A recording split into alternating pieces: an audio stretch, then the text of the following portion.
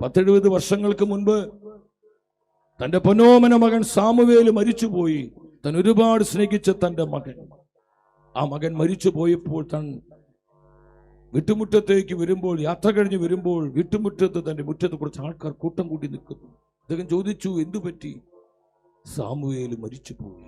സാധു കൊച്ചു ഉപദേശി നോക്കുമ്പോൾ തന്റെ പൊന്നോമന മകൻ മരിച്ചു കിടക്കുന്നു. തന്റെ പ്രിയപ്പെട്ട പൈതലെ, അപ്പൻ ആ കുഞ്ഞിനെ തന്റെ തോളിലെടുത്ത് താൻ പ്രാർത്ഥിക്കുന്ന കൊച്ചുമുറിയിലോട്ട് ചെന്ന് തന്നെ വിളിച്ച കർത്താവിന്റെ തിരുമുഖത്തേക്ക് നോക്കി ആ ഭക്തൻ ആത്മനിറവോടെ പാടി, ദോഷമായിട്ടൊന്നും എന്നോ എന്റെ താതൻ ചെയ്യുകയില്ല,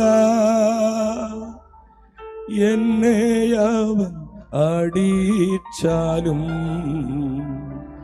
അവൻ എന്നെ സ്നേഹിക്കുന്നു. ചേർന്ന് പാടിക്കേ, ദോഷമായിട്ടൊന്നും എന്നോ എന്റെ താതൻ ചെയ്യുകയില്ല. ഇത് എപ്പോഴാ ദൈവമനുഷ്യൻ പാടിയത്? തന്റെ മകനെ MBBS അഡ്മിഷൻ തീരുന്നു ഞാൻ കഷ്ടമേറ്റ കർത്താവോട് കൂട്ടാളിയ. ഈ ക്രൂശിലേക്ക് നിങ്ങൾ നോക്ക്. ഈ ക്രൂശിന് നമ്മോട് പറയാനുള്ള മെസ്സേജ് എന്താണ്? ഈ ക്രൂശിന്, കർത്താവിന്റെ ക്രൂശിന് എന്നോടും നിന്നോടും പറയാനുള്ള സന്ദേശം എന്താണ്? നിന്റെ വിശ്വാസ ജീവിതത്തിൽ സഹനങ്ങളുണ്ട്. ക്രൂശിതന് നമ്മോട് പറയാനുള്ള മെസ്സേജ് ഇതാ. സഹനമുണ്ട് മക്കളെ, ദുഃഖങ്ങളുണ്ട്, നൊമ്പരങ്ങളുണ്ട്, വേദനകളുണ്ട്, കണ്ണീരുണ്ട്, ചുട്ടുപൊള്ളുന്ന പച്ചയായ നൊമ്പരത്തിന് അനുഭവങ്ങളുണ്ട്, മുറിപ്പാടുകളുണ്ട്. പക്ഷെ നീ പേടിക്കേണ്ട, നീ ഒറ്റയ്ക്കല്ല. ഈ വിശ്വാസ യാത്രയിൽ നിന്നെ വിളിച്ച നിന്റെ കർത്താവാണ് നിന്റെ കരം പിടിച്ചിരിക്കുന്നത്. സ്തുതിക്കുന്നു കർത്താവേ.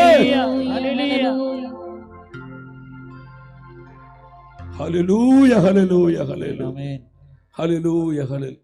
അവൻ എന്നെ സ്നേഹിക്കുന്നു. വേദനയുടെ നിമിഷങ്ങളിൽ, സഹനത്തിന്റെ തീച്ചുളയിൽ അവൻ എന്നെ സ്നേഹിക്കുന്നു. ഈ ഒരു തിരിച്ചറിവാണ് ഫെയ്ത്ത്. ഈ ഒരു തിരിച്ചറിവാണ് ഫെയ്ത്ത്. ആ വിശ്വാസത്തിൽ നീ ജീവിക്കണം. ആ വിശ്വാസം നഷ്ടപ്പെടുത്തരുത്. നീ നിസ്സാര സുഖങ്ങൾക്കും ലാഭങ്ങൾക്കും നേട്ടങ്ങൾക്കും നീ നഷ്ടപ്പെടുത്ത